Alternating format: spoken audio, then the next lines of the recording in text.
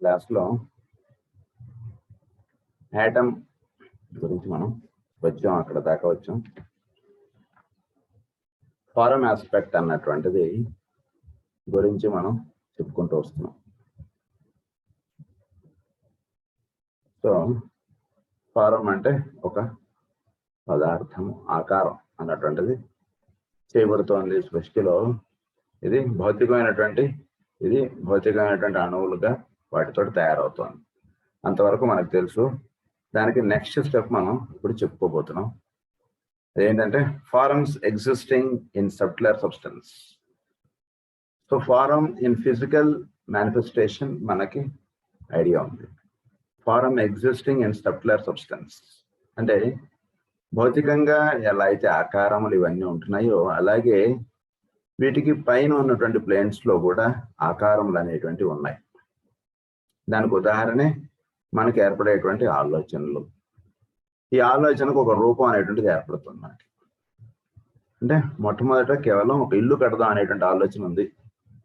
ఇల్లు ఎలా కడదాం, ఎక్కడ కడదాం అనేటువంటిది దానికి ఒక రూపం ఏర్పరచుకొని దాన్ని మనం ఏమంటే ఒక 4 గదులు ఇల్లుది ఒక ప్లాన్ గీసి ఇవ్వండి అంటే వాడు ముందు వీడికి ఎటువంటి ఇల్లు గీసిస్తే బాగుంటుంది అనేటువంటిది వాడు ముందు మైండ్ లో ఒక ఆకారం ఏర్పరచుకుని దాన్ని భౌతికంగా వాడు బొమ్మ గీసి ఇవ్వడం అనేటువంటిది జరుగుతుంది. అంటే ఏంటి, మొట్టమొదటిగా అది థాట్ లో ఒక ఫారం అనేటువంటిది ఏర్పడితే అప్పుడు అది ఫిజికల్ గా దాన్ని ఒక ఆకారంలో దిగుతుంది. సో ఫిజికల్ గా దిగడానికి ముందు అది ఎక్కడుందంటే పైన మెంటల్ ప్లేన్ అంటాం దాన్ని, మనసులో లేదా మెదడులో, మన ఊరికి ఇప్పుడు అర్థం చేసుకోవడానికి. సో అక్కడ ఒక ఫారం అనేటువంటిది ఉంది.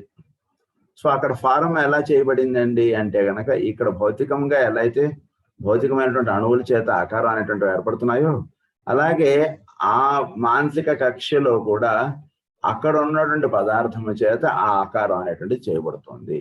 అక్కడ ఆకారం లేకపోతే భౌతికంగా ఆకారం రాదు.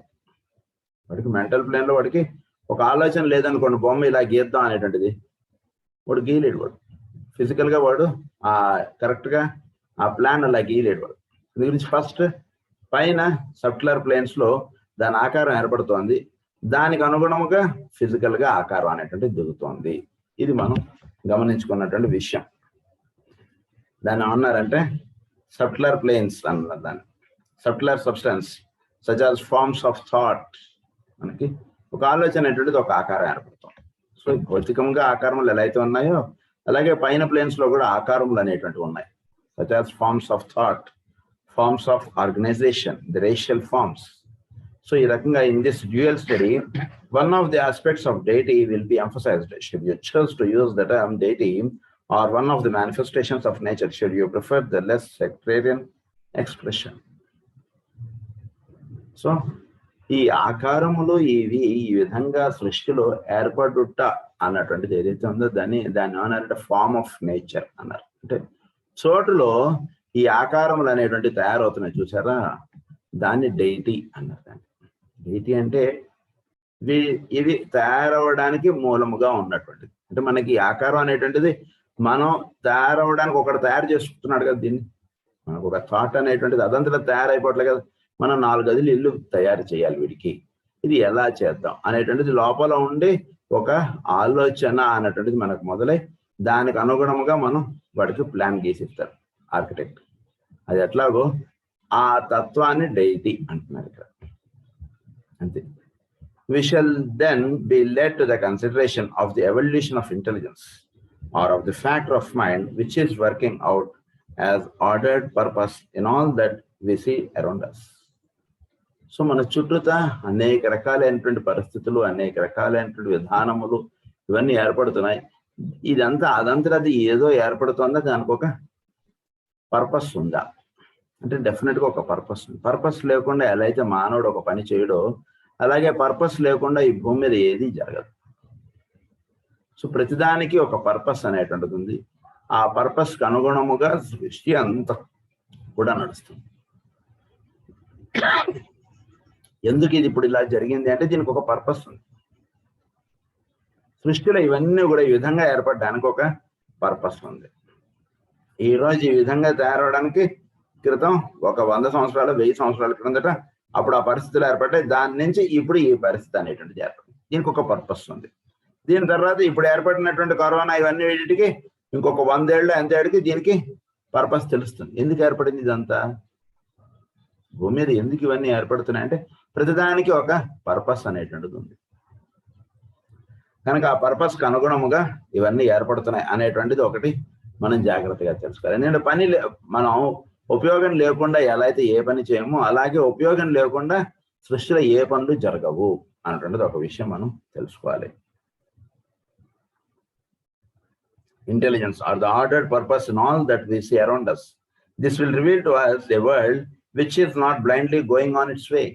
ఇది జాగ్రత్తగా అర్థం చేసుకుంటే సృష్టి అనేటువంటిది ఏదో అలా పోతుందంటే గమ్యం లేకుండా ప్రయాణం చేస్తున్నట్టుగా లేదండి సృష్టి. జాగ్రత్తగా తెలుసుకోండి. భూమి సూర్యుడి చుట్టూ తిరుగుతుందంటే ఒక పని ఉంది. మనం పొద్దున్న లేచి ఆఫీస్కి వెళ్తున్నా అంటే ఏదో రోడ్డు మీద తిరుగుతూ ఇట్లా ఆఫీస్ బిల్డింగ్ లోకి వచ్చాడండి వాడని అంటే అంత తప్పు. అలాగే భూమి కూడా సూర్యుడి చుట్టూ ఏదో తిరుగుతుంది, దానికి పని పాట లేక తిరుగుతుంది అన్నటువంటిది అనుకుంటే కూడా అంతే తప్పు. మనం సరైనటువంటి టైంకి మనం ఇంట్లో నుంచి బయలుదేరుతాం, సరైన టైంకి మనం ఆఫీస్కి చేరుతున్నాం, ఆఫీసులో పని ముగించుకుని మళ్ళీ ఇంటికి చేరుతున్నాం. ఇదంతా ఒక పర్పస్ గా మనం ఇదంతా పని చేస్తున్నాం. అది ఎట్లయితే పని చేస్తున్నామో అలాగే భూమి కూడా సూర్యుడి చుట్టూ తిరగడం అనేటువంటిది ఒక పర్పస్ ఉంది. సూర్యుడి సౌరమండలం నిర్మాణం చేయడంలో ఒక పర్పస్ ఉంది. ఇవన్నీ కూడా ఒక పర్పస్ కి అనుగుణంగా ఇవన్నీ జరుగుతున్నాయి. అది but which has back of it some plan, some coordinated scheme, some organized concept which is working itself out by means of the material form. One reason why things appear to us so difficult of comprehension is involved in the fact that we are in the midst of transition period and the plan is as yet imperfect. We are too close to the machinery, being ourselves an integral part of the whole. We see a little bit of it here and another little bit there, but the whole grandeur of the idea is not apparent to us. మనకి ఏంటి ప్రతిదీ కూడా అర్థం కాకుండా ఉంది అన్నట్టుగా. అంటే ఏంటంటే వాడు సినిమా మధ్యలో వచ్చాడు అనుకోండి, థియేటర్లో సినిమా నడుస్తుంది, వాడి ఇంట్లో లేట్ అయింది, సినిమా మధ్యలో వచ్చి కూర్చుంటే వాడికి ఏమవుతుంది, అంతకుముందు జరిగిన కథ ఏమిటి, ఇప్పుడు జరుగుతున్నది ఏంటి, వీడు వాడిని ఎందుకు కొడుతున్నాడు, వాడు వీడిని ఎందుకు తిడుతున్నాడు ఏమిటి అర్థం కాదు మనకి. అది ఎట్లాగో సృష్టిలో కూడా జరుగుతున్నటువంటి విషయములు మనకు బోధపడకుండా ఉండడానికి కారణం ఏమిటంటే ఫస్ట్ ఆఫ్ ఆల్ మనం ఎంటర్ అయినటువంటి టైం ఇంపర్ఫెక్ట్. అంటే సృష్టి సహజముగా పూర్తిగా పర్ఫెక్ట్ స్థితిలోకి వెళ్ళలేదు. అదొక విషయం గుర్తుంచుకోవాలి మనం. అంటే సౌరమండలం ఎలా అయితే మనందరము కూడా ఒక శిక్షణా తరగతులుగా మనం ఎలా అయితే ఉంటున్నామో అలాగే సౌరమండలం ఇదంతా కూడా ఒక పెద్ద సూర్యుడి దగ్గర ఇదంతా శిక్షణ పొందుతాం. అందు గురించి ఇందులో ఉన్నటువంటి విషయములు పూర్తిగా మనకి ఇంపర్ఫెక్ట్ గా ఉన్నాయి. అందు గురించి మేడం బ్లెవెట్స్కి ఏమంటారంటే ప్లానెట్స్ ని దే ఆర్ ఇంపర్ఫెక్ట్ గాడ్స్ అంటారు. Madam Blavatsky they are imperfect gods అంటారు. సో ఈ సృష్టి ఒకటి ఇంపర్ఫెక్ట్ గా ఉంది. తర్వాత ఈ సృష్టి అనేటువంటిది ఇట్ ఈస్ డ్యూయల్ అని చెప్పారు మనకి. అంటే ఒకటి దీనికి పూర్వస్థితి, దీని ఉత్తర స్థితి రెండుగా ఉంది. ఉత్తర స్థితి మనం చూసి పూర్వస్థితి మనం చూడట్లేదు కాబట్టి మనకు బోధపడదు. ఇంట్లో ఏవో గొడవలుగా అయింది, వాడు ఆఫీస్కి వచ్చాడు, ఆఫీస్కి ఎందుకురా వాడు చిరాకుగా అందరినీ చిరాకు పడుతున్నాడు వీడికి అర్థం కాదు. ఎందుకంటే ఇంట్లో గొడవలు అయ్యి ఆ చిరాకుతో వీడు ఆఫీస్లోకి వచ్చాడు. సో వాడి పూర్వస్థితి వీడికి తెలియదు కదా. అందరి ఏమిట్రా నేను నవ్వుతూ వెళ్ళినటువంటి వాడు ఈ రోజు ఏమిట్రా ఆయన మనం మంచినీళ్ళు తాగుతారని అడిగితే చాలు వాడు చిరాకు పడుతున్నాడు మన మీద, ఏమిటిది మనకు అర్థం కాకుండా ఉంటుంది. అలాగే సృష్టిలో కూడా దీని యొక్క పూర్వస్థితి మనం అంటే ఈ ఆకారం ఇలా ఏర్పడడానికి పూర్వస్థితి ఏమిటి అనేటువంటిది మనం తెలుసుకోకుండా ఉండడం చేత ఇది ఇలా ఎందుకు జరుగుతుందో మనకు అర్థం కాకుండా ఉంటుంది. సృష్టిలో రెండో మనం తెలుసుకోవాలి. తెలుసుకోకుండా ఉంటుంటే ఏమవుతుందంటే మనకి ప్రస్తుతం ఉన్నటువంటి దానికి సొల్యూషన్స్ దొరకకుండా, అదొకటి. కనుక ఈ రెండింటి కారణాల చేత మనకి సృష్టి యొక్క ఐడియా ఏమిటి అసలు ఇది మనకు బోధపడకుండా ఉంటుందని చెప్తున్నారు ఆయన. We may have a vision, we may have a high moment of revelation, but when we contact the reality on every side, we question the possibility of the ideal materializing for the intelligent relationship between the form that which utilizes it seems so far from adjustment. So, we may have a vision, we may have a high moment of revelation. మనకు ఇక్కడ ఒకటి ఇదంతా కూడా దీని గురించి పరిపూర్ణంగా కొంచెం జాగ్రత్తగా మనం దర్శించగలుగుతూ ఉండాలి. దర్శించబడినప్పుడు అప్పుడు మనకు తెలియబడేటువంటి ఏంటంటే for the intelligent relationship between the form and that which utilises it. ఇక్కడ రెండు ఉన్నాయండి. కేవలం వాడే కాదు, వాడిని వినియోగించుకునేటువంటి వాడు ఒకడున్నాడు. రెండు వర్తిస్తున్నాయి ఇక్కడ.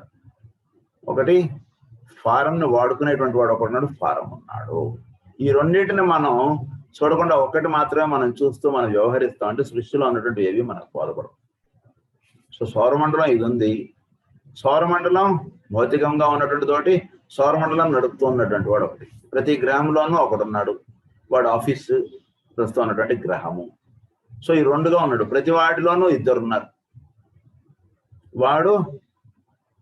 వాడి యొక్క దేహము. ఇలా రెండుగా ఉన్నాయి ప్రతివి కూడా.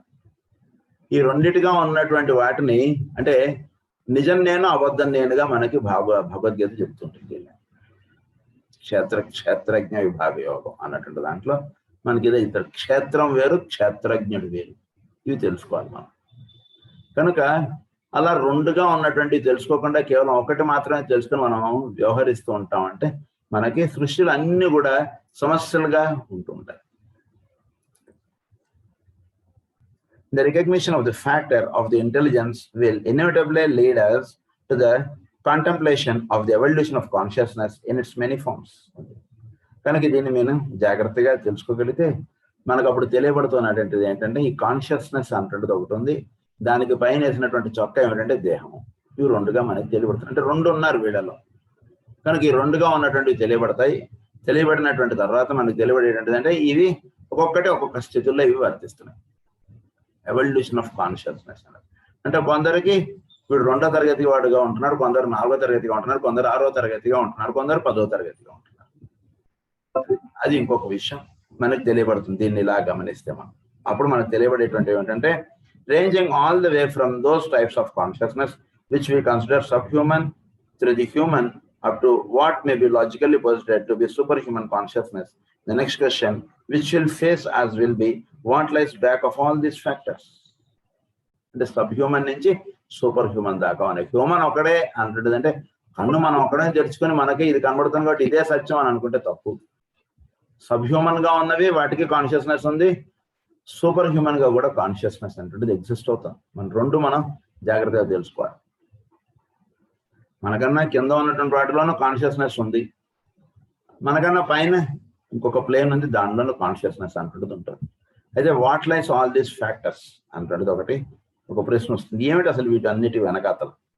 Is there behind the objective form and its animating intelligence and evolution which corresponds to the I faculty to the ego in man. కనుక is there behind the objective form and its animating intelligence. దీన్ని బట్టి మనం జాగ్రత్తగా అవగాహన చేసుకుందాం అని అనుకుంటే objective form గా ఒకటి ఉంటుంది, దాన్ని యానిమేటింగ్ ఇంటెలిజెన్స్ గా ఒకటి పనిచేస్తాం. సృష్టిలో ఇవి రెండుగా పనిచేస్తున్నాయి. ప్రతి వస్తువునందు ఇవి రెండు పనిచేస్తున్నాయి అనేటువంటి విషయం మనం జాగ్రత్తగా నెమ్మదిగా అవగాహనలోకి తెచ్చుకుంటాం. అంటే మానవుడిలో ఇది కాస్త బాగా విచ్చుకొని ఉంది, మానవుడి కన్నా కింద ఉన్నటువంటి స్థితుల్లో కూడా ఇవి ఉంది, కానీ అవి బోధపడినటువంటి స్థితులుగా ఉంటుంది మానవుడికి. అంటే మనకన్నా కింద ఉన్నటువంటి యానిమల్స్ లోనూ కాన్షియస్నెస్ ఉంది, ప్లాంట్స్ లోనూ ఉంది, ఆటమ్స్ లోనూ ఉంది. అవి మనకి చెప్పుకుంటూ వస్తారు వాటిలో ఎలా వర్తిస్తుంది అనేటువంటిది. దాన్నే మనం నేను అని అంటాం. నేనంటే ఏమిటండి అని వాడిని అడిగాడు అనుకోండి, నేను బజార్కి వెళుతున్నాను అంటే ఏమిటి, నేనంటే ఏమిటండి అంటే నేనే అంటాడు. అంటే నేనంటే నీ దేహమా నువ్వా అంటే ఇది నా దేహము అంటున్నాం కదా, ఇది నా చెయ్యి అంటున్నాం, ఇది నా కాలు అంటున్నాం. So these are all things that belongs to I. Then who is I? So లోపల అంటే మనం తెలియకుండా మనం వాడుతున్నాం, కానీ అసలు వాటి యొక్క పరమార్థం మనం తెలుసుకోవాలి. నేను అంటే ఏమిటి అంటే ఒకటి మనం ప్రశ్న వేసుకుని మనం చూసుకుంటూ ఉండాలి. కనుక మన దేహము మనము కాదు, దేహంలో ఉన్నటువంటి వాళ్ళం మనం. కనుక I to the ego in man is there in nature and in all that we see around us the working out of the purpose of an individualized self-conscious being is there in nature. సృష్టిలో మానవుడి పాత్ర అంటూ ఏదైనా ఉందా? లేదా గొర్రెల మందలో వీడు ఒక గొర్రెనా?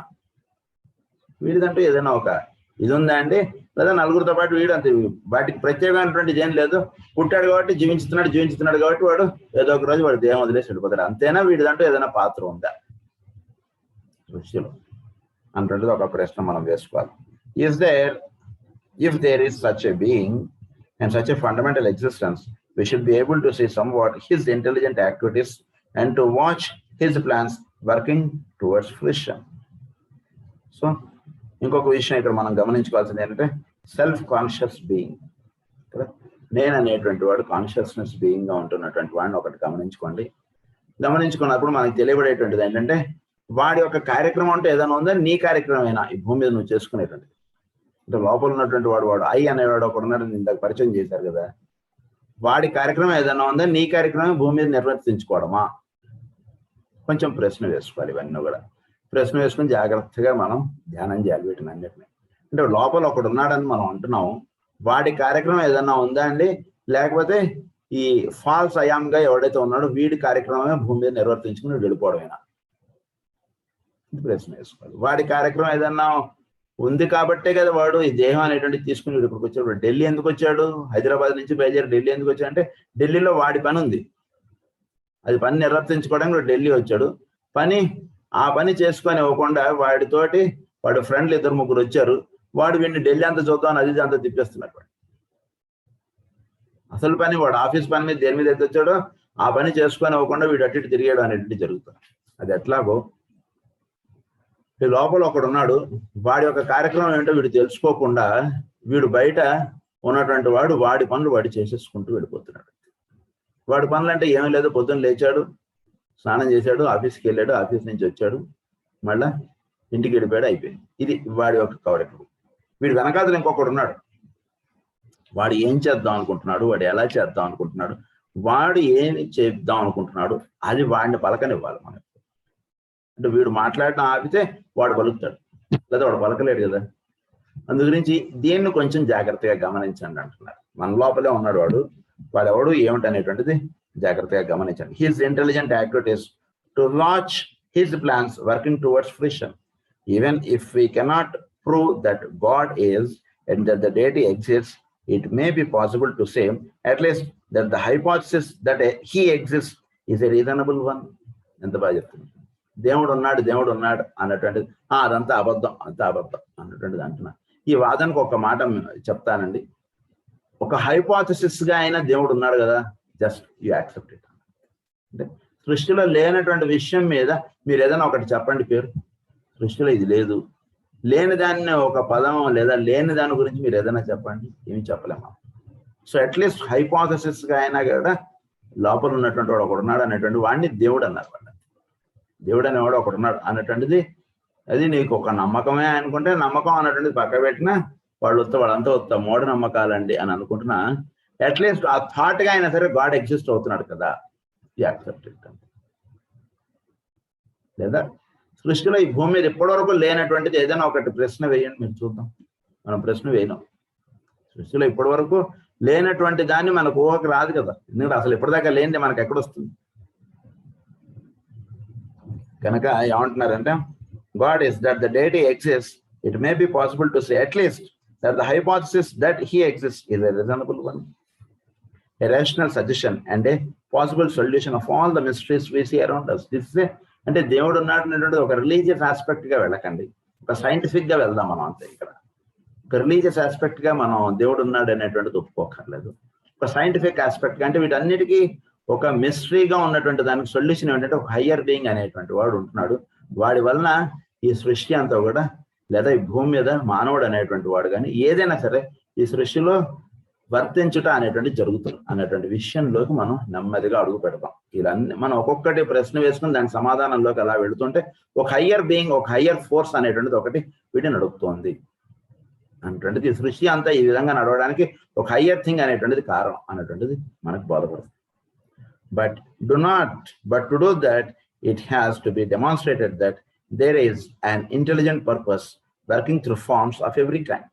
There is some intelligent purpose that is working through forms of every kind. సృష్టిలో సమస్తము కూడా ఒక హయ్యర్ కాన్షియస్నెస్ కానీ ఒక హయ్యర్ బీయింగ్ అనేటువంటి వాడు ఈ ఫారం అనేటువంటి దాని ద్వారా పనిచేస్తున్నాడు. ఎలా అయితే జీవుడిలో వీడు ఒక హయ్యర్ బీయింగ్ అనేటువంటి వాడు వాడు ఈ దేహం ద్వారా ఎలా అయితే మాట్లాడడం చేయడం ఇవన్నీ చేస్తున్నాడో, అలాగే సృష్టిలో కూడా ప్రతి దానిలోనూ ఒక హయ్యర్ బీయింగ్ అనేటువంటి వాడు ఉండి వాడు ఆ ఫారం ఆస్పెక్ట్ ద్వారా వాడి యొక్క పని అనేటువంటి చేస్తున్నాడు అంతే. purpose working through forms of every kind, through races and nations, and through all that we see manifesting in modern civilization. The steps that that purpose has taken and the gradual growth of the plan will have to be demonstrated, and from that demonstration, we shall perhaps be able to see what lies ahead for us in the coming stages. So ఈ purpose అనేటువంటిది తెలుసుకుని దీనివల్ల భవిష్యత్తులో ఈ విధమైనటువంటి అడుగులు పడుతున్నాయి అనేటువంటిది మనం జాగ్రత్తగా అవగాహన చేసుకుంటూ రావాలి. అంటే ఏంటంటే సృష్టిలో ఒక హయ్యర్ బీయింగ్ అనేటువంటి వాడు ఒకడు ఉండి వాడి వలన ఇవన్నీ కూడా జరుగుతున్నాయి అనేటువంటిది మనం అంటే ముందు మనలో ఒకటి ప్రశ్న వేసుకుని మనం జాగ్రత్తగా తెలుసుకుంటే అప్పుడు మనలో జరుగుతున్నటువంటి విషయాలకు పైన ఒకడున్నాడు. వీడు లేకపోతే వీడిని రోజు నిద్రలేపుతున్నటువంటి వాడెవడు, నిద్రలోకి తీసుకెళ్తున్నటువంటి వాడెవడు, వీడికి వీడి యొక్క దేహంలో సమస్తము కూడా చక్కగా పర్ఫెక్ట్ గా జరుగుతూ ఉండడానికి కారణముగా ఏమిటి, వీడు చేసుకుంటున్నాడు, వీడు ఫుడ్ తినేస్తున్నాడు, లోపల చక్కగా డైజెషన్ అయ్యేటట్టు ఇవన్నీ కూడా చేస్తున్నటువంటి ఒక హయ్యర్ ఇంటెలిజెన్స్ అనేటువంటిది ఒకటి పనిచేస్తాం. ఆ ఇంటెలిజెన్స్ లేకపోతే అవి పనిచేస్తాయా? ఒక మిషనరీ ఉంది, ఎవడు స్విచ్ చేసేవాడు ఎవడు లేకుండా అదంతా అదే తిరిగి అదంతా అదే పిండి పట్టేసేసి అదంతా అదే ప్యాకింగ్లు అన్ని అంటే నడిపేవాడు ఒకడు ఉండాలి కదా, దానికి ఆన్ చేసి ఆఫ్ చేసేవాడు. ఇప్పుడు ఒకటి లేకపోతే అదంతా ఎలా జరుగుతుంది? జరగదు కదా. దానిలో పప్పు వేసేవాడు ఒకటి ఉండాలి, అది వేస్తే అప్పుడు ఇదంతా ఇది చేసేస్తుంది. కనుక ఒక ఇంటెలిజెన్స్ అనేటువంటిది ఒకటి పనిచేస్తుంది అన్నటువంటి విషయం మానవుడు ఖచ్చితంగా ఒప్పుకొని తీరవలసిందే. దీనికి ఇక్కడ వేరే దారి లేదు, లేకపోతే మనకి సొల్యూషన్స్ లేనటువంటి దాంట్లోకి మనం వెళ్ళిపోతుంటాం. And the gradual growth of the plan will have to be demonstrated అన్నారు. Let us for the minute consider that we mean by the words evolutionary process. They are constantly being used, and the average man well knows that the word evolution suggests an unfolding from within outwards and the unrolling from the inner center, but we need to define the idea more clearly and thus get a better concept. One of the best definitions which I have come across is that which defines evolution as the unfolding of the continually increasing power to respond. So సృష్టిలో evolution అన్నటువంటిది ఉంటుంది. అంటే ఇదివరకు కన్నా ఇప్పుడు మానవుడు చాలా evolve అయ్యాడండి అంట. ఒక 1000 సంవత్సరాల క్రితం కన్నా ఇప్పుడు మానవుడు చాలా ఎవాల్వ్ అయ్యాడు. ఏంటి what do mean by evolution అంటే అన్ఫోల్డింగ్, అంటే ఇదివరకు కన్నా ఇప్పుడు చుట్టూతో ఉన్నటువంటి దాని అందు ఇంకాస్త విచ్చుకుని ఉన్నాడు. చోట్లో ఉన్నటువంటి ఎనర్జీస్ నందు వీడు ఇంకాస్త విచ్చుకుని వీడు పనిచేస్తున్నాడు. ఒక 1000 సంవత్సరాల క్రితం సూర్యుడి నుంచి వచ్చేటువంటి వెలుగులో ఎంత శక్తి ఉందనేటువంటి తెలుసుకోలేనటువంటి స్థితిలో ఉన్నాడు. ఇప్పుడు ఇంకాస్త విచ్చుకుని ఉన్నాడు. సూర్యుడు రోజు వస్తూ ఉన్నాడు, అప్పుడు వచ్చాడు ఇప్పుడు వచ్చాడు. కానీ ప్రస్తుతం ఉన్నటువంటి మానవుడు సూర్యుడి నుంచి వచ్చేటువంటి కాంతిలో మనకు కేవలం కాంతే కాదు, అందులో ఎంతో ఎనర్జీ ఉంది అనేటువంటి తెలుసుకుంటున్నాడు. సో అంటే ఇదివరకన్నా ఇప్పుడు కాస్త ఎవాల్వ్ అయ్యాడు మానవుడు. సో ఎవల్యూషన్ అంటే ఏమిటంటే మనం దీన్ని బట్టి తెలుసుకోవాల్సింది the unfolding of a continually increasing power to respond. అంటే చోట్ల ఉన్నటువంటి దాని అందు ఇంకాస్త కన్ను విచ్చుకొని మనం పని చేయగలగడం అన్నటువంటి దాన్ని ఎవల్యూషన్ అన్నారు. Here we have a definition that is very illuminating as we consider the matter aspect of manifestation. It involves the conception of vibration and of response to vibration, and though we may in time have to discard the term matter and employ some such suggestion as force center, the concept still holds good, and the response of the center to stimulation is even more accurately to be seen. In considering human consciousness, this same definition is of real value. It involves the idea of a gradually increasing realization of the developing response of the subjective life to its environment, and it leads us eventually on and up to the ideal of the unified existence, which will be the synthesis of all the lines of evolution and to the conception of the central life. So, మానవుడు ఈ విధంగా వాడు చోట్లో వాడు విచ్చుకుంటూ ఉంటున్నాడు. వాడు అంటే ఇప్పుడు ఉన్నటువంటి దానికన్నా ఇంకాస్త ఇదే ఎదిగేటప్పటికి 4వ తరగతి కన్నా 5వ తరగతికి వచ్చేటప్పుడు వాడికి సబ్జెక్టులో ఇంకాస్త విచ్చుకుంటాడు. అవే సంఖ్యలు అవే ABCDలు వాడేది. వాడికి ఏమి 5వ తరగతికి వెళ్ళిన తర్వాత కొత్త సంఖ్యలే నేర్పించారు. 1 నుంచి 10 ఇవే సంఖ్యలు తిరుగుతూ ఉంటాయి వాడికి. కాకపోతే వాటిని వినియోగించుకోవడంలో ఇంకాస్త విచ్చుకుని ఉన్నాడు. 5వ తరగతి నుంచి 6వ తరగతి వెళ్ళడానికి ఇంకా కాస్త విచ్చుకుంటున్నాడు. కనుక ఈ విధంగా సృష్టిలో ఉన్నటువంటి ఎనర్జీస్కి సృష్టిలో ఉన్నటువంటి ధర్మములకు వీడు ఇంకాస్త విచ్చుకోవడం అనేటువంటిది చోట్ల జరుగుతున్నటువంటి విషయం. కనుక ఈ జరుగుతున్నటువంటి దాంట్లో in considering human consciousness this same definition is of real. It involves the idea of gradually increasing realisation. చోట్ల వీడు ఎప్పుడు కూడా ఇలా విచ్చుకుంటూ ఉంటాడు. ఎందుకంటే వీడు ఏమీ తెలియనటువంటి స్థితిలో నుంచి వీడు ఇలా తెలుసుకుంటూ ఉండడమే జ్ఞానముగా చెప్పారు. సృష్టి యొక్క ఆరాధన అంటే దాన్నే చెప్పారు. అంటే అమ్మవారిని కానీ ఏదైనా సరే ఆరాధించుతున్నామట అంటే నిన్నటి కన్నా ఈ రోజు మన అమ్మవారి గురించి ఇంకా కాస్త బాగా తెలుసుకోవాలి. నిన్న లలిత సహస్రనామంతో పూజ చేస్తాం, ఈ రోజు లలిత సహస్రనామంతో పూజ చేస్తున్నాం. నిన్నటి కన్నా ఈ రోజు ఇంకా కాస్త బాగా చక్కగా పూజ చేయగలుగుతాం. ఎందుకంటే నిన్నటి కన్నా అమ్మవారిని ఈ రోజు మనం ఇంకా కొంచెం ఎక్కువ తెలుసుకోగలగాలి. అంటే అమ్మవారు కేవలం రూపంలోనే కాదు, మన చుట్టూతా చరాచర సృష్టిలోనే అమ్మవారు ఉన్నారనేటువంటి ఒక విషయం ఏదో ఒకటి మన అమ్మవారి గురించి తెలుసుకుంటూ పూజ చేయాలి. అది సహస్రనామాలు అన్నారు అమ్మవారు. ఎందుకు సహస్రం అంటే ఏంటి? 10x10x10 అంటే 3 planes లో ఆవరించి ఉన్నటువంటి తత్వాన్ని సహస్రముగా చెప్తారు. అదే సహస్రనామాలుగా అర్చిస్తున్నప్పుడు మనం ఎలా తెలుసుకోవాలంటే ఇంకా కాస్త విచ్చుకుంటున్నాం. మనం చోట్లో ఉన్నటువంటి పొరల్లోకి ఇంకా కాస్త విచ్చుకుంటూ మనం వెళుతుండాలి ఎప్పుడు కూడా. ఆ రకంగా మన ఆరాధన అంటుంటుంది ఉంటుంటే ఏమవుతుందంటే అప్పుడు మనకి తత్వం బాగా బోధపడుతుంది. కనుక existence which will be the synthesis of all the lines of evolution. కనుక చోట్ల ఒక యూనిఫైడ్ ఎగ్జిస్టెన్స్ అన్నటువంటిది ఒకటి వర్తిస్తుంది. ఈ యూనిఫైడ్ ఎగ్జిస్టెన్స్ అన్నటువంటిది ఇది ఒక్కొక్క పొర ఇవన్నీ పొరలు కూడా కలిపితే దాన్ని యూనిఫైడ్ ఎగ్జిస్టెన్స్ అన్నారు. ఒక్కొక్క పొర విచ్చుకోవడం అని అన్నాం కదా ఇప్పుడు మనం. ఈ పొరలన్నీ కలిపితే ఒకే ఒక దాని యొక్క అనేక పొరలు ఇవన్నీ కూడా. దానిలో ఒక్కొక్క పొర మనకు విచ్చుకుంటూ మనం వెళుతున్నాం పైకి. ఉల్లిపాయలో ఉన్నటువంటి పొరలు తీసుకుంటూ ఉంటున్నట్టుగా. అది existence which will be the synthesis of all the lines of evolution into the conception of a central life or force which blends and holds together all the evolving units. అయితే ఈ రకంగా ఎవాల్వ్ అవ్వడానికి లోపల ఒక central life అన్నటువంటిది ఒకటి ఉంటుంది. ఆ సెంట్రల్ లైఫ్ అన్నటువంటిది వీడి మీద ఇన్ని పొరలుగా వీడిలా విచ్చుకుంటూ వెళ్ళడానికి కారణంగా ఉంటుంది. ఆ సెంట్రల్ లైఫ్ అన్నటువంటిది లేదనుకోండి, విచ్చుకోవడం అనేటువంటిది ఉండదు. చోట్లో బాగా తెలుసుకోవాలి. కేంద్రం అనేటువంటిది ఒకటి ఉంటే దాని నుంచి విచ్చుకోవడం అనేటువంటిది ఉంటుంది. ఎవడు విచ్చుకుంటున్నాడు వీటిల్లో సృష్టిలో అనేటువంటి వాటి మీద మానవుడు విచ్చుకుంటున్నాడు. అంటే మానవుడు మీరు ఏదైతే అంటున్నారో అది లేదనుకోండి, విచ్చుకోవడం అనేటువంటిది ఉండదు అసలు. సో ఇది కొంచెం హయ్యర్ పాయింట్. ఇది కొంచెం జాగ్రత్తగా మనం అర్థం చేసుకోవాలి.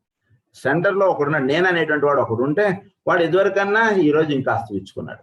ముందు అసలు స్టూడెంటే లేడు అనుకోండి, 4వ తరగతి స్టూడెంటే లేడు, అప్పుడు వాడు విచ్చుకోవడం ఉంటుంది. ఇంకా స్కూల్కి సెలవులు, ఇంకా విచ్చుకోవడం ఉండదు, ముడిచిపోవడం.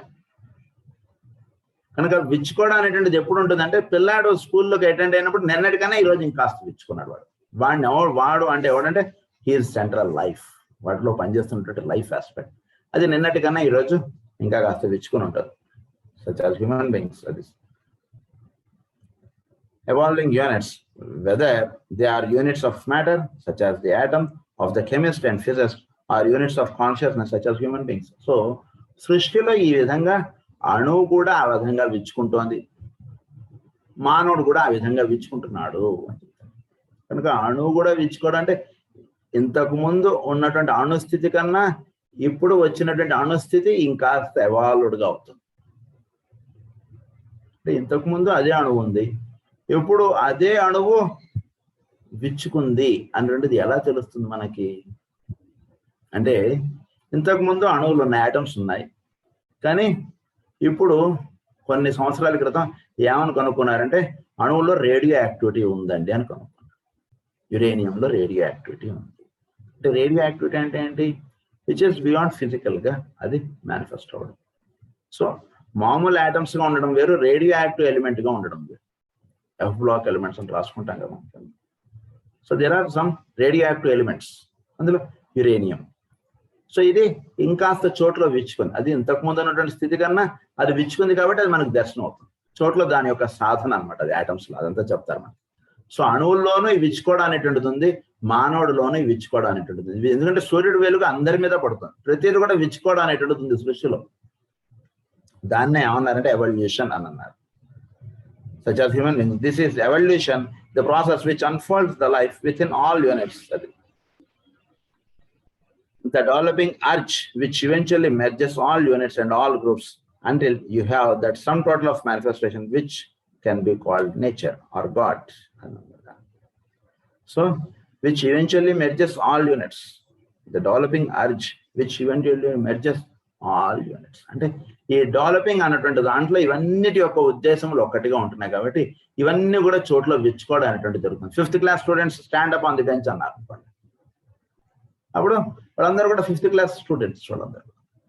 సో అలాగే అందరినీ అసెంబ్లీ చేశారు సృష్టిలో. వీళ్ళందరికీ కూడా ఒకే ఒక టీచింగ్స్ అన్నట్టు అందుతున్నాయి. రోజు కూడా స్కూల్లో ఒక టీచింగ్స్ అన్నట్టు అందుతున్నాయి.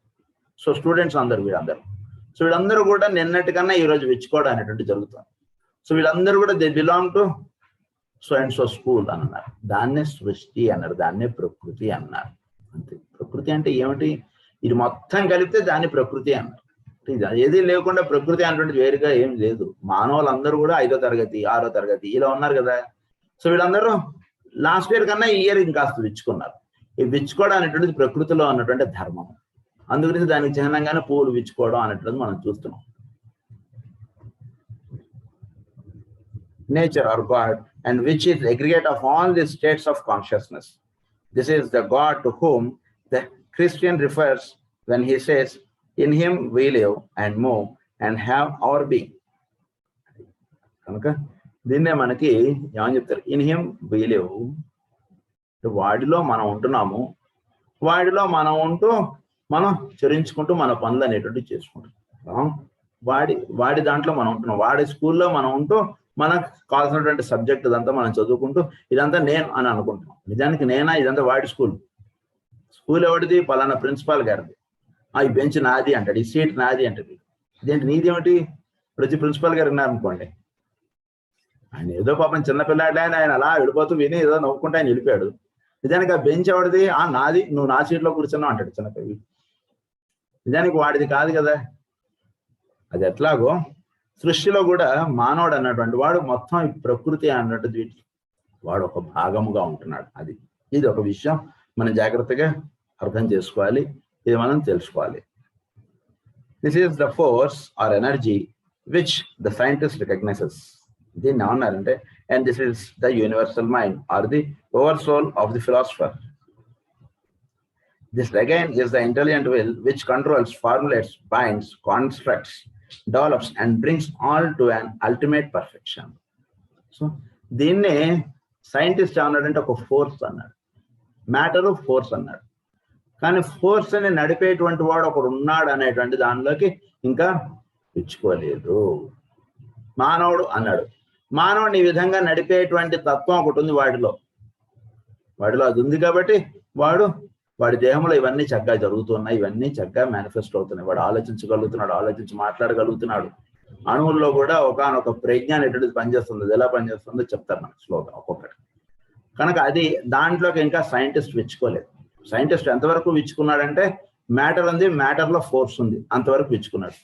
ఫోర్స్ ని డైరెక్ట్ చేసేటువంటి తత్వంలోకి వీడు ఇంకా విచ్చుకోలేదు. దీనికి సంబంధించింది మనకు వేదాల్లో ఏమని చెప్తుందంటే భృగుర్వల్లి అంటూ చెప్తుంది. దీన్ని అన్నం బ్రహ్మే దివ్య జానాత్, సమస్తము ఈ భూమి ఇదంతా ఏర్పడుతుంది. ఇదంతా దేని చేత ఏర్పడుతుంది అని అడిగాడు భృగు వరుణుడిని. అయితే వరుణుడు ఏమన్నాడంటే, తండ్రి నువ్వు తపస్సు చేయి నీకే తెలుస్తుంది అన్నాడు. అదేమిటి? నాకు క్వశ్చన్ వస్తే ఆన్సర్ నువ్వు చెప్పాలి కానీ నువ్వే తపస్సు చేయి నువ్వే తెలుసుకో అంటున్నాడు. అంటే ఆయనకు తెలిసి చెప్తున్నాడు, తెలియక అంటున్నాడు ఆ మాట అంటే తెలిసే అన్నాడు ఆయన. ఎందుకంటే ఆయనకు తెలియబడుట తెలియకోట అనేటువంటిది ఏంటంటే నీలో విచ్చుకునేటువంటి పొరే. వేరేవాడు ఎవడో వచ్చి నీది విప్పక్కర్లేదు. సృష్టిలో నువ్వు విచ్చుకోవడానికి ప్రతి దాంట్లోనూ ఉన్నటువంటి తత్వం. ఇంకా కొంచెం తపస్సు చేస్తే ఇంకా కొంచెం సెంట్రల్ లైఫ్ అనేటువంటిది ఇంకో కొంచెం ఇదైతే దాన్నే తపస్సు అన్నారు. తపస్సు అంటే ఏంటంటే సెంట్రల్ లైఫ్ లో మనం ఉండుట. సెంట్రల్ లైఫ్ లో మనం ఎప్పుడైతే ఉంటామో అప్పుడు అందులో నుంచి విచ్చుకోవడం అనేటువంటి తత్వం సహజంగా ఉంది. కనుక అప్పుడు వాడు సృష్టిలో ఉన్నటువంటి రహస్యాలు ఇంకా కాస్త విచ్చుకుని వాడికి తెలియబడుతుంటాయి. తెలియబడేటికి వాడు ఏమన్నాడంటే ప్రాణో బ్రహ్మే దివ్య జానాద్, అంటే వీటన్నిటినీ నడుపుతున్నటువంటి ఈ సృష్టి అంతా ఈ విధంగా నడుపుతున్నటువంటిది ఇదంతా పైన ఒక శక్తి ఉంది, దాన్ని ప్రాణము అన్నారు, దాన్ని పల్సేషన్ అని అన్నారు. ఈ పల్సేషన్ అనేటువంటిది పనిచేస్తుంది కాబట్టి జీవుడిలో పనిచేయడు, జీవుడు వ్యవహరించి ఉండటకు, జీవుడు వ్యక్తం అయి ఉండటకు కారణంగా ఉంది అని చెప్పాడు. అయితే ఈ పల్సేషన్స్ కి కారణం ఏమిటి? ఈ విధంగా ఇది కొట్టుకోవడం అనేటువంటిది గుండె కొట్టుకుంటుంది. దేని చేత కొట్టుకుంటుంది? లంగ్స్ ఆక్సిజన్ పీలుస్తున్నాయి, కార్బన్ డైఆక్సైడ్ వదులుతున్నాయి, అవి అవంతరం వచ్చేస్తున్నాయి. దాని వెనకాల ఏదైనా ఒక శక్తి అనేటువంటి దీనిపైన ఏదైనా ఉందా? మళ్ళీ తపస్సు చేయాలన్నాడు ఆయనకి. మళ్ళీ ఇంకొక పొర నీలో విచ్చుకుంటే నీకే సమాధానం వస్తుంది, నువ్వు నన్ను అడగక్కర్లేదు అన్నాడు తండ్రి. మళ్ళీ ఆయన తపస్సు చేయన్నాడు. మళ్ళీ అప్పుడు భృగు తపస్సు చేశాడు. తపస్సు చేసేటికి మనో బ్రహ్మే దివ్య జానాత్ అని అన్నాడు ఆయన. సో ఒక్కొక్క పొర ఇలా విచ్చుకుంటుంటే వీటన్నిటికీ ఉన్నటువంటి తత్వముల్లో వీడు విచ్చుకోవడం అనేటువంటిది సహజముగా వాడికి చెప్పడేటువంటి విషయం. దాన్నే central life. So central life తోటి మనం ఎప్పుడైతే అటాచ్ అయి ఉంటామో అప్పుడు మనలో విచ్చుకోవడం అనేటువంటిది చక్కగా ఉంటుంది సృష్టిలో. లేకపోతే ఏమవుతుందంటే ఏదో ఇది వెళ్తే ఇది గోడ, ఇది తల కొట్టుకుంది కాబట్టి దాని గోడ అన్నావు, ఇది కొట్టుకోలేదు కాబట్టి ఈ దారిలో వెళ్ళొచ్చు అని అంటున్నాం. అది మన యొక్క కన్సెప్షన్ సృష్టి గురించి. కనుక this is the God to home the Christianism over soul formulates, binds, constructs, develops and brings all to an ultimate perfection. This is that perfection which is inherent in matter itself and the tendency which is latent in the atom, in man and in all that is. ఈ perfection అనేటువంటిది ఎక్కడుంది? ఇది కొత్తదిగా ఎక్కడైనా వచ్చేదా? లేదంటే కొత్తదిగా వచ్చేది ఏం లేదు. మన పిల్లాడిని స్కూల్కి పంపిస్తే కొత్తగా వాడు ఇంకొక బుర్ర అనేటువంటిది మనకు తగిలిస్తాడా? ఒక కంప్యూటర్ అనేటువంటిది తగిలిస్తాడా? కాదండి. మన బుర్ర చక్కగా విచ్చుకుంటే అప్పుడు కంప్యూటర్ మన ఎదుర్కొండా ఉంటే దాన్ని వాడుకోగలిగే ఇది వస్తుంది అని చెప్తే, మనకి ఒక కంప్యూటర్ లాంటిది అంతా కూడా సబ్జెక్ట్ అంతా ఇందులో ఉందని మీ పిల్లాడితో ఉంటే మీ పిల్లాడికి ఇంకేం పర్వాలేదు, మీ పిల్లాడి 10th క్లాస్ పాస్ అయిపోయినట్టే. ఏదైనా ఆన్సర్ కావాలో అందులో కొట్టుకొని నీకు ఆన్సర్ వస్తుంది. అలా కాదండి, అది కాదు మనకు కావాల్సింది. మనలో ఉన్నటువంటి పొరల్ని విచ్చుకునేటట్టుగా చేసేటువంటిదే మనకి సృష్టి. అది సృష్టిలో విచ్చుకోవడం. సో ఈ పర్ఫెక్షన్ అనేటువంటిది వీడిలో ఇన్హెరెంట్ గా ఉంది. అది వాడు విచ్చుకుంటూ వెళుతుంటే వీటిలో ఒక పర్ఫెక్షన్ అనేటువంటిది ఏర్పడుతుంది. అది మనం తెలుసుకోవాలి. And the tendency which is latent in the atom, in man and in all that is, this interpretation of the evolutionary process does not look upon it as the result of an outside deity pouring his energy and wisdom upon a waiting world. ఇది బయట నుంచి ఎక్కడో ఒక దేవుడు అనేటువంటి వాడు ఉండి వాడు దీని మీద ఇలా పోస్తున్నటువంటిది కాదు. ఇందులోనే ఉన్నాడు కాబట్టి ఇందులో విచ్చుకోవడం అనేటువంటిది, ఇందులో తెలుసుకోబడడు అనేటువంటిది ఉంది. వీటన్నిటికీ పైన ఎక్కడ ఉండి వాడు విజ్డమ్ అనేటువంటిది దీనిలోకి ఇలా పోస్తున్నట్టు, వాడి నుంచి వేరుగా ఉన్నటువంటి దాంట్లోకి వాడు ఎలా ఎంటర్ అవ్వగలడు? ఇప్పుడు మనం స్కూల్ బిల్డింగ్, నేను స్కూల్ స్టూడెంట్ కాదనుకోండి, నేను స్కూల్లోకి ఎలా ఎంటర్ అవ్వగలను? స్కూల్లో వాడు భాగంగా ఉంటుంటే అప్పుడు వాడు ఏదైనా స్కూల్లోకి టీచ్ చేయగలడు, ఏదైనా ఒక ఇన్స్ట్రక్షన్ ఇవ్వగలడు, ఏదైనా చేయగలడు. స్కూల్కి బయట ఉన్నటువంటి వాడు స్కూల్లోకి ఎలా వాడు, ఇది ఎలా సంబంధం వాడికి? Unless he is somewhere linked with the school, he cannot command or he cannot give any instruction or he cannot say anything to the school. He should be a part of the school as a DO or as a principal or something. His energy and wisdom upon a waiting world, but rather as something which is latent within that world itself, that lies hidden at the heart of the atom of chemistry, within the heart of man himself.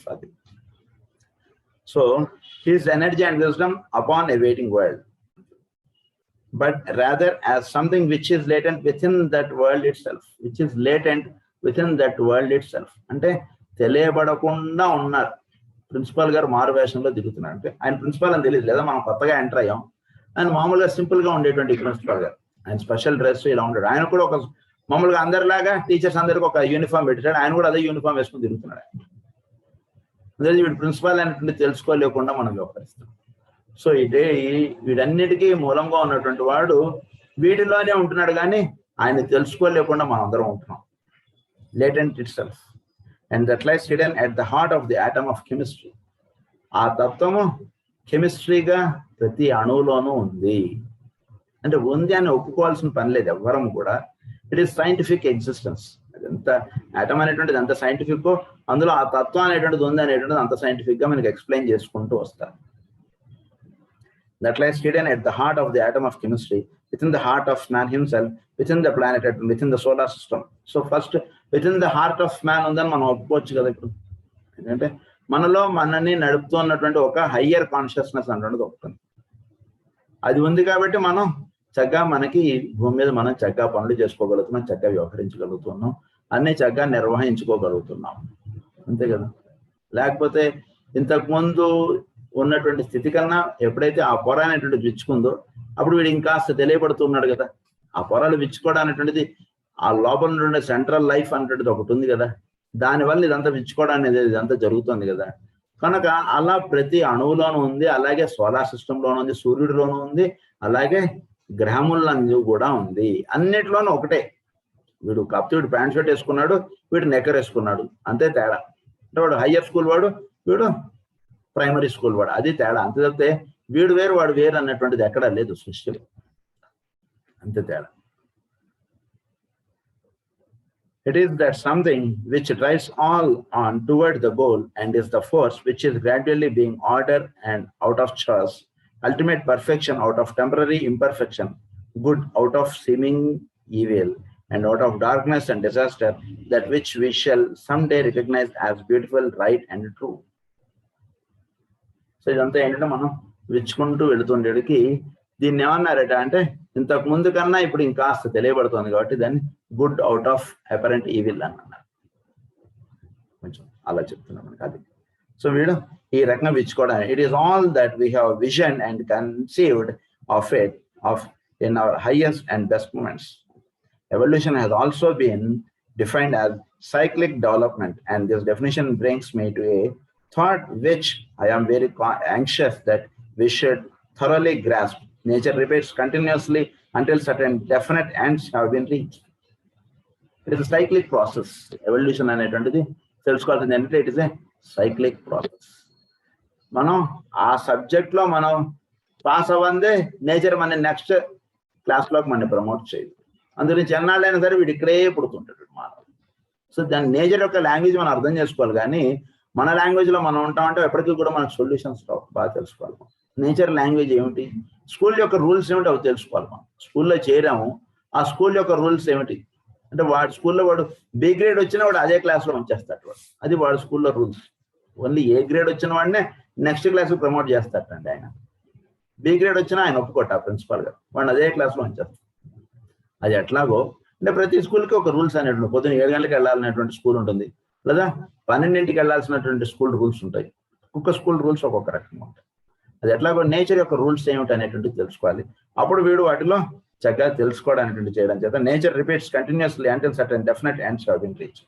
Certain concrete results have been brought about and certain responses made to vibration. It is by the recognition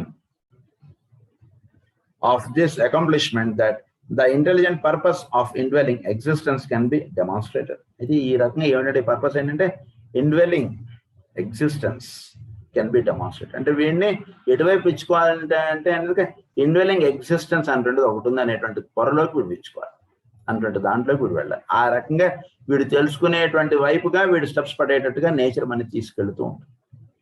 ఇది మనం చక్కగా తెలుసుకుంటూ ఉండాలి. The method whereby this is achieved is that of the discrimination or of intelligent choice. There are in the textbooks of different schools many words which are used to convey the same general idea, such as natural selection or attraction and repulsion. I would like, if possible, to avoid technical terms because they are used by one school of thought to mean one thing and by another for some other different. So ఇక్కడ మనం తెలుసుకోవాల్సింది ఏంటంటే intelligent choice అనేటువంటిది ఒకటి ఉంది. అంటే వీడు ఎటువైపు వెళ్ళాలో అటువైపుగా వీడిని తీసుకెడుతూ ఉంటుంది సృష్టి. సో పిల్లవాడు ఎటువంటి సబ్జెక్ట్లోకి వీడు నెక్స్ట్ 10th క్లాస్ అండి వీడిది, అందుగురించి వీడికి 9th క్లాస్లో అర్థమెటిక్స్, నెక్స్ట్ 10th క్లాస్లో దానికి ఎక్కువ మార్క్స్ ఉన్నాయి ఎగ్జామ్లో.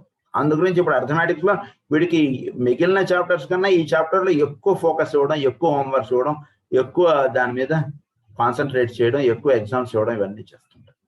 మిగిలిన చాప్టర్స్ మీద ఆ ఫోకస్ లేదంటే మిగిలిన చాప్టర్స్కి ఎక్కువ మార్క్స్ లేవండి, ఈ చాప్టర్కి ఎక్కువ మార్క్స్. అది ఎలా అయితే వాడు చెప్తాడో అలాగే సృష్టిలో కూడా ప్రకృతి అనేటువంటిది ఏం చేస్తుంటే చాలా ఇట్ ఈస్ హైలీ ఇంటెలిజెంట్. మానవుడు చాలా ఇంటెలిజెంట్ అనుకుంటాడు కానీ వీడు బాబు లాంటిది అది. అందుగురించి అది చాలా ఇంటెలిజెంట్ కాబట్టి అది వీడు ఎటువైపు వెళ్ళాలో అటువైపుగా వీడిని తీసుకెళ్తూ ఉంటుంది. దీని గురించి మనం మరిన్ని వివరాలు నెక్స్ట్ క్లాస్లో కంటిన్యూ చేసుకుందాం. స్వస్తి ప్రజాభ్య పరిపాలయంతాం న్యాయేన మార్గేణ మహీం మహీషాః గోబ్రాహ్మణేభ్యః శుభమస్తు నిత్యం. లోకాః సమస్తాః సుఖినో భవంతు. లోకాః సమస్తాః సుఖినో భవంతు. లోకాః సమస్తాః సుఖినో భవంతు. ఓం శాంతి శాంతి శాంతి.